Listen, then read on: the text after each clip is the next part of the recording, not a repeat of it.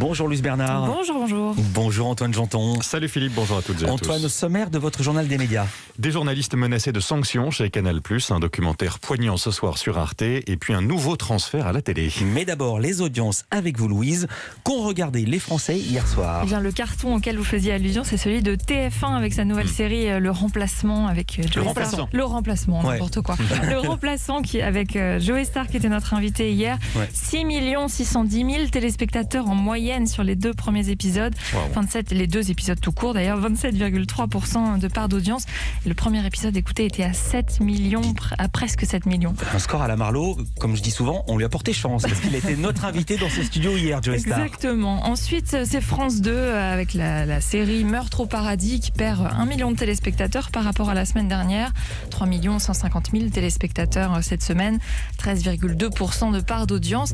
Puis c'est M6 avec Marié au premier regard qui marche toujours aussi bien, 2 950 000 téléspectateurs comme la semaine dernière, 12,7% de part d'audience. Et surtout sur la cible. Sur la cible. Culture Média. La cible des ménagères de moins de 50 ans, comme on dit, la FRDA. Je me tourne vers vous, Antoine Janton, le journal des médias, avec des craintes de nouvelles sanctions, voire de nouveaux licenciements à Canal+. Des salariés de la rédaction des sports ont été convoqués à des entretiens préalables, soit à sanction, soit à licenciement. 5 salariés au moins, c'est ce qu'indique le site lesjours.fr. Ces convocations ont été rendues publiques hier par le premier syndicat du groupe Canal+, Plus Libre, qui se dit sidéré par cette démarche. Il soupçonne la direction de vouloir continuer à sanctionner les journalistes qui ont apporté leur soutien à Sébastien Toen. Vous savez, cet humoriste licencié en novembre après avoir parodié une émission du groupe, celle de Pascal Praud. Autre raison avancée par le syndicat, la direction chercherait à sanctionner ceux qui auraient pu faire fuiter l'une des séquences censurées du documentaire « Je ne suis pas une salope, je suis journaliste », séquence où l'on voit Pierre Ménès accusé d'agression sexuelle. Le co-réalisateur de ce film, Guillaume Prioux, ferait partie des personnes convoquées selon l'équipe. Le focus programme du jour, Antoine, c'est un documentaire diffusé sur Arte ce soir. Un film qui aborde un sujet peu connu chez nous, mais très présent et très pesant au Canada, l'acculturation des peuples autochtones, un génocide culturel, disent même certains, qui a duré un peu plus d'un siècle, jusque dans les années 90. Tuer l'Indien dans le cœur de l'enfant, c'est le titre de ce documentaire, titre éloquent. Il dit bien ce qui s'est passé. Des dizaines de milliers d'enfants arrachés à leur famille et placés dans des pensionnats où le gouvernement canadien a tenté de leur faire oublier leur culture.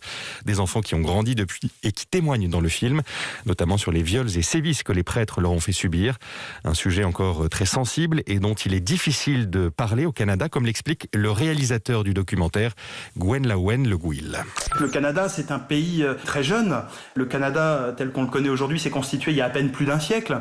Et donc, les Canadiens, aujourd'hui, ont tous des grands-parents, des arrière-grands-parents, voire des parents qui ont participé à cette colonisation, qui ont participé à cette politique du gouvernement, qui voulait notamment faire de ces Amérindiens une classe à part, une population à part.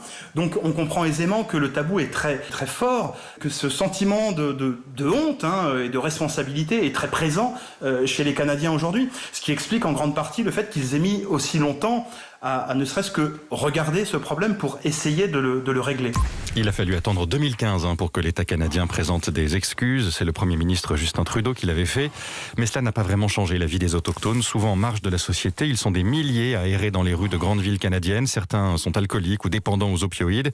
Autre signe, il y a bien plus de meurtres de femmes amérindiennes que de meurtres de femmes blanches. Une réalité révoltante qui commence à susciter une mobilisation portée par le mouvement MeToo.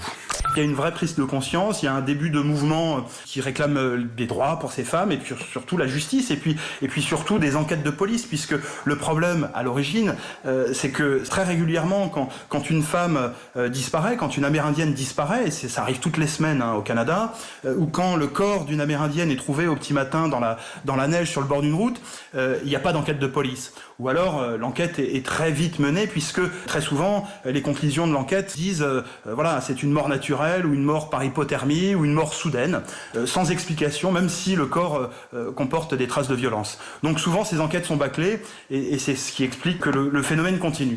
Gwenlawen Le Gouil, réalisateur du documentaire Tuer l'Indien dans le cœur de l'enfance, c'est sur Arte ce soir à 22h15 et déjà disponible sur la plateforme arte.tv. Une nouvelle recrue pour RMC Découverte.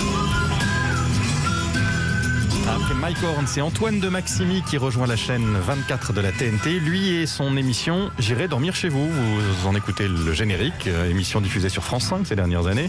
RMC Découverte proposera d'abord d'anciens numéros le samedi soir, avant d'en tourner de nouveaux, un peu plus longs que ceux déjà diffusés, 1 heure au lieu de 52 minutes. Et puis du jamais vu, les Européens regardent davantage la télévision que les Américains. 3h54 contre 3h32 précisément l'an dernier, c'est le résultat de l'étude annuelle menée par l'agence Glens. C'est la première fois que l'Europe devance les États-Unis sur cet indicateur. 2 raisons à cela. Une forte hausse de la consommation de télévision en Europe, plus 15 minutes, due évidemment au contexte sanitaire, on en a déjà parlé ici. Et puis une nette baisse aux États-Unis, moins 8 minutes. Les Américains, eux, ont préféré regarder les programmes des plateformes. Valeurs Actuelles perd le tiers de ses revenus publicitaires. Oui, conséquence de la victoire judiciaire en appel de l'entreprise qui commercialise les espaces publicitaires du site du magazine Taboola. C'est une information de Capital.fr. Taboola avait mis fin à son contrat avec l'hebdomadaire suite à la publication en août dernier d'un roman fiction sur la députée insoumise Danielle Obono.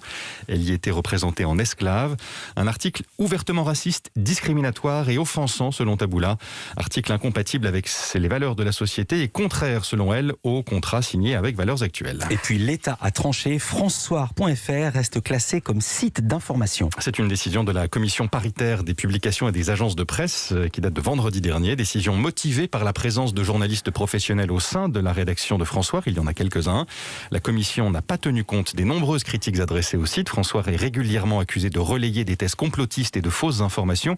Des accusations que ne prend pas en compte la commission. Avec ce statut, François peut donc bénéficier d'avantages fiscaux et d'aides publiques de l'État. Mais pour le moment, il n'en a pas fait la demande selon le ministère de la Culture. Merci beaucoup Antoine Janton. Toutes ces infos, on peut les retrouver avec d'autres dans la newsletter média d'Europe 1. C'est gratuit. Il suffit de s'inscrire sur europe1.fr. Antoine Janton, Louis Bernard. Merci beaucoup.